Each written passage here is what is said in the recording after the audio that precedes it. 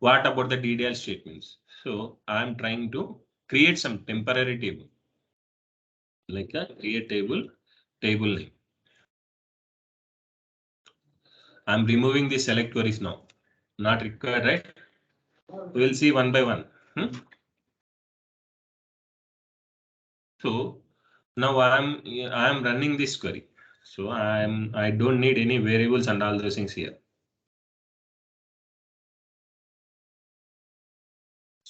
Okay, let it be. I'm putting some variable like, else you no need to create any variable here. So simply I put it as is. So now I'm running this. Create table T1 as a select star from dual. Okay, it is I need to run this. Now it will show here. It is showing create statement. Encounter the symbol create when expected the one of the following. So if you want to use the DDL commands in the PLSQL, okay, Oracle is introduced the dynamic SQL. So this is called dynamic SQL. Today we will see about the dynamic SQL as well here. Dynamic SQL. So dynamic SQL.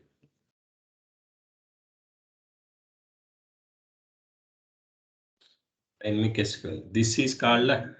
So what is the meaning of dynamic SQL? So if we want to use the DDL commands in the PLSQL, so if you haven't used like a dynamic SQL, you will get the error. So encounter the symbol create when expected one of the following. So you cannot able to use directly the statements. So what is the dynamic SQL? So dynamic SQL is used to help you to use the DDL commands in the PLSQL block. What is the dynamic SQL? What is the keyword need to use for this? Execute immediate. Immediate.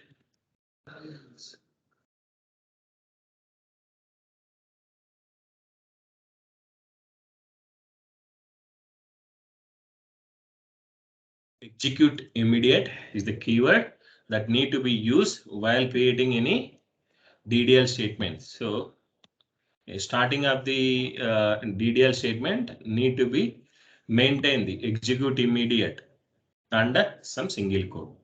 That DDL statement need to be in a single quotes. How that character value you are going to pass in the similar way, you will pass the all the DDL statement in the single variable. I mean single quotes. Now we will see about how this will run or not. So I use this is called dynamic SQL. This is called dynamic SQL. This is called a dynamic SQL. So while running any DDL commands, the dynamic SQL will help you to use the DDL commands. So I'm running this. That is fine. No need to use any variables to understand very easily. So I remove all the things. V underscore EMP number, the variables I have removed in the declarative section, right? So see, it is showing name is already used by an existing object. This error message is getting due to this SQL ERRM. So this is the function that help you to what the error is getting in the inside the PLSQL code that will help you to display the error message.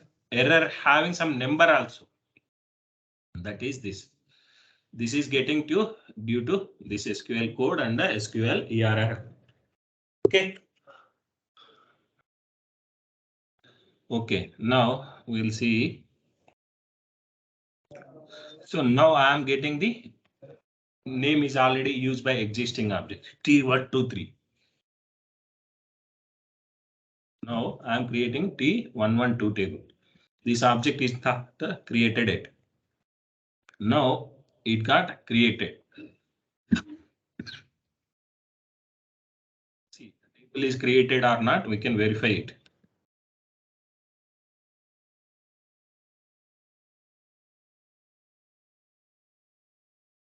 The table is created, right? Now I'm dropping it, or I'm going to create like a T113. See, the table is not created. Table or view does not exist. So the need to be verified, right? So T113. The PLSQL procedure successfully compiled. Now this is like a T113 is created. So while running any code, you are expecting some output. The output is coming or not, need to be verified from your end. That is called a unit testing. If you write any code, so the code need to be verified with yourself. The verification is happened now. I am going to create some table like a T113. The table is created or not, I verified it. How I can verify it? Selecting the table. If the table is present, it will show like some data. It will show table or view does not exist. This is called a self-verification that we can make it as, then we can call it as a unit testing. Okay. Until if you've done the unit testing, that done your job. You can pass this code to the QA team. From there, the QA team will handle.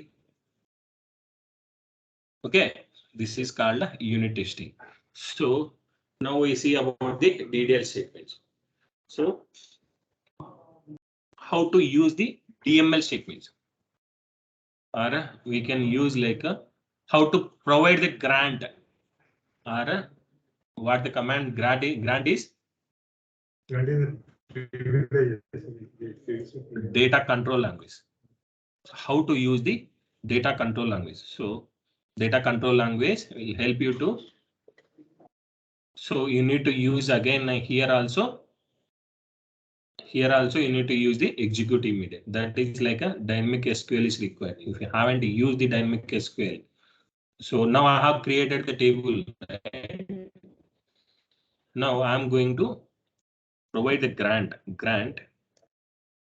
Select on T113.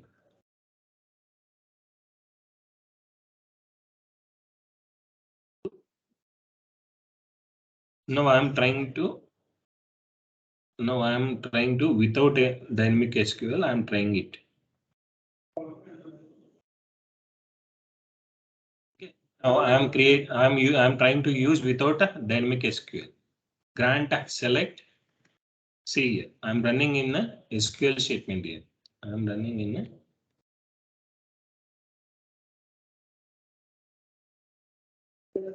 the grant success. Okay, the same code I'm running in a like a PLSQL. See here, it is expecting same code. Grant when expected one of the following. So it is expecting some dynamic SQL. Okay, see if the code I am going to use in the dynamic SQL, you won't see this error message. PLSQL successfully completed.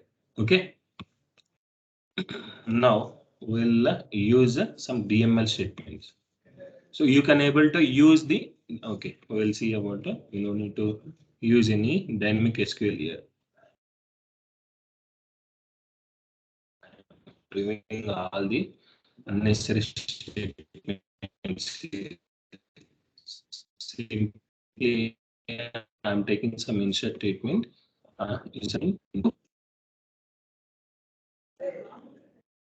Here, EMP table 7930. Now I am going to insert this record into this table.